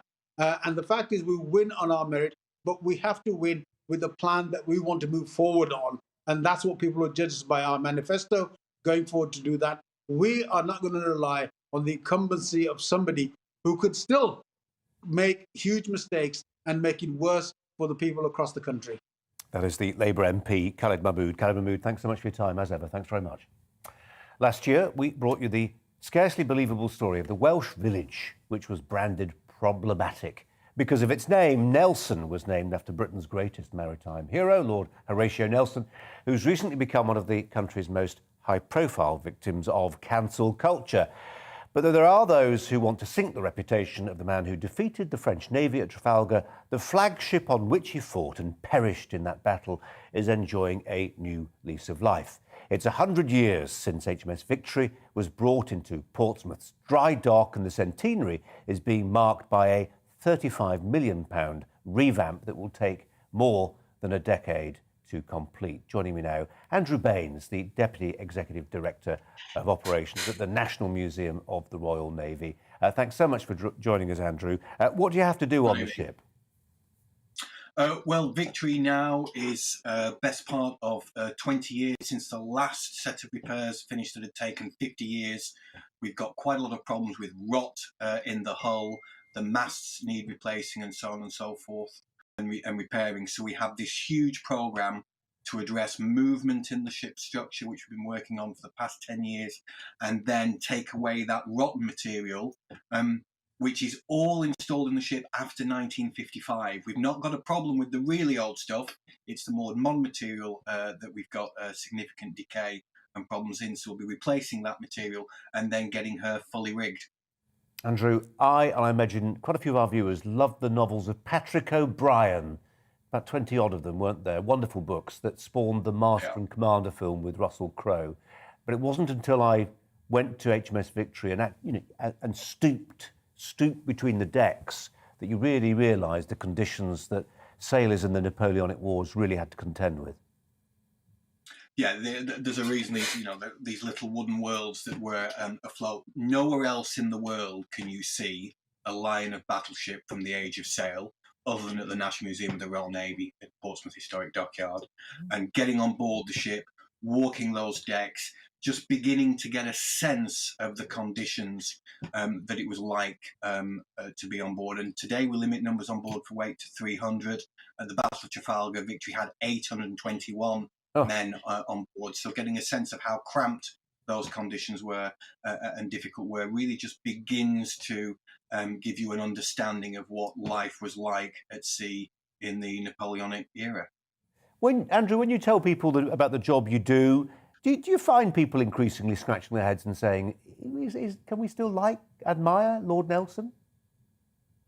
Well, I think my job in a museum is to not give people a soundbite. It's to acknowledge that history and individuals in history are complex.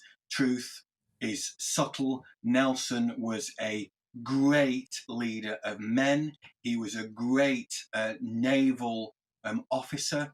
He obtained tremendous victories for the Royal Navy, and he was by and large adored by his men. And we talk a lot about the humanity and the leadership that he had with his men and his compassion for his men.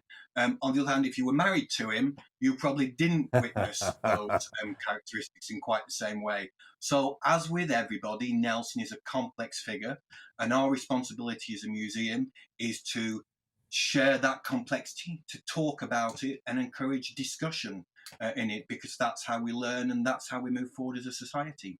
And Andrew, it can be a heavy responsibility sometimes, that. And I do hope, and this is a personal prejudice coming through, but I imagine it's one shared by quite a few people. What I particularly loved about walking around HMS Victory, I've done it more than once, taking the kids, that it's not one of those processed experiences. There aren't any touch screens, at least not so I noticed. It's just a case of using the Mark I eyeball that we were born with, looking at what it was, maybe using the power of our own imaginations to try to imagine what it was like with the smoke and the gunpowder smell and all the rest of it, the heaving deck.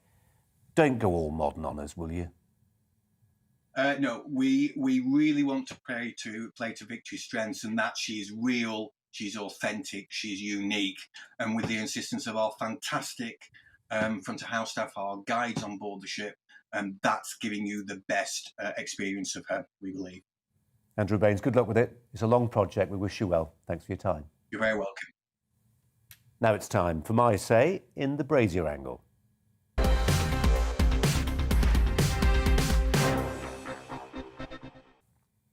There is so much to admire about Labour's deputy leader, Angela Rayner. Westminster may be populated by career politicians, but she's not one of them. She left school at 16, pregnant with the first of her 3 kids, and thereafter worked in the care sector when it comes to subjects like child poverty. She can talk the talk because she walked the walk. It's an authentic backstory, but it's not unique. There are plenty of MPs and folk in public life whose origins are every bit as humble. How many of them would have posted a tweet like this one today in which Rayner said, "I've been on the media this morning, so my accent and grammar are being critiqued. I wasn't Eton educated, but growing up in Stockport, I was taught integrity, honesty and decency. Doesn't matter how you say it. Boris Johnson is unfit to lead." Well, many people will agree that the Prime Minister isn't fit to lead, including some of his own backbenchers. But what about the other implicit idea within that tweet? The notion that to understand or use good grammar, you have to be posh, or that somehow grammar is not just a mark of privilege, but pointless too. Well, it's not. Grammar really matters. Cue any number of examples. Here's one example, 2 sentences. Sentence 1, "I'm sorry, I love you." Sentence 2, "I'm sorry, comma, I love you." I'm sorry, comma, I love you. One punctuation mark changes the meaning entirely. As George Orwell said, if thought corrupts language, language can also corrupt thought. Or as another George Galloway, told me on last night's show, there's nothing progressive about encouraging people to speak a form of bastardised English. But that tweet by Rayner today also talked about her accent as well as her use of grammar. Kenneth Branagh, arguably the country's most talented actor, has been talking about this very subject this week and how, within 3 years of living in South East England, he'd lost any trace of his Belfast accent. Rayner's held on to hers, but does it matter? Another Angela, the writer Angela Levin, tweeted her response to Rayner today with these words: "You don't have to have gone to Eton to speak well. It's easily done. Some working class people, however, exaggerate their grammatical mistakes and/or their accents deliberately to make a point." And it's true that the days when speaking received pronunciation, the Queen's English, was a necessary condition of advancement are long over. If anything, maybe the opposite now holds true. The journalist Chris Mason, for instance, was recently tipped to become the BBC's new political editor, partly because of his strong regional accent. I believe what matters is what you say, not how you say it. Chris Mason talks a lot of sense regardless of how flat his vowels are. Rayner, on the other hand, is in danger of becoming a pantomime northerner. She describes herself as John Prescott in a skirt, and there's obviously political advantage to being seen as a politician who calls a spade, even if that means mangling the language by which such business or such bluntness is expressed. And that would be fine if the words made sense, but with Rayner, they often do not. Her tweet today was an object lesson in crass class baiting, just as it was when she described Tories as scum last year. She apologised for using that word, but not before she'd said that scum was a word used up north as a term of affectionate banter. I don't know who appointed her as the arbiter of northern dialect and accent, but she doesn't speak for every working class person who cares about the language we speak. Those of us who grew up in conditions every bit as poor, sometimes worse, but who took the time to improve the language we love by reading lots of books. And Angela, that's what we did. You don't need to be privileged to drink in good grammar and learn to express yourself with precision and elegance and originality. You just need books and the will to read them. That's the Brazier angle.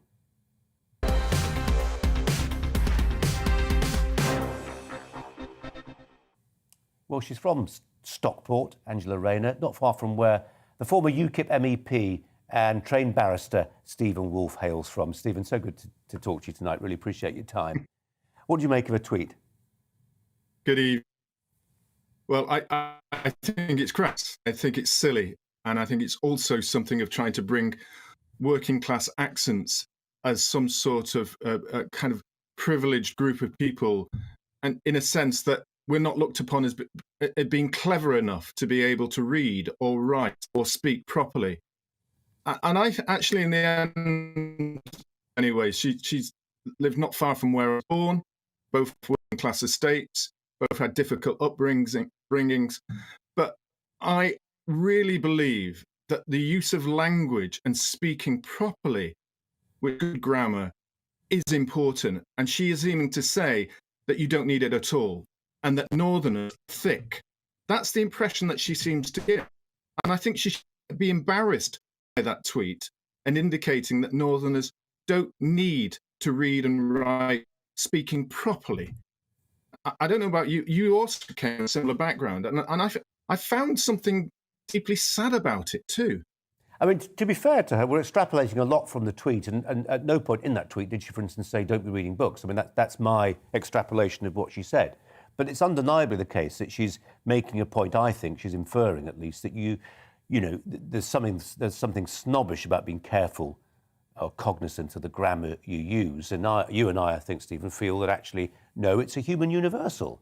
It's a wonderful thing to be able to communicate clearly. I tried to demonstrate in my viewpoint earlier there just why grammar matters. It changes the meaning of what you say. It's not just some kind of flourish that posh people are capable of. It really matters. The English language, the most you have, and whether you're reading the amazing poetry that we've got or the beautiful literature that we have through our history, that can really improve your way of thinking. I believe that accents are incredibly important. I mean, for me growing up in Manchester, if I go, it says that if after a few drinks I sound more Scouse than I do Mancunian. And I'm a posh Southerner because of the way that I speak. And I remember when I was a junior barrister, it's a very important story for me. I met QC, who also hailed from the Manchester Stockport area, one of the most important QCs of our time.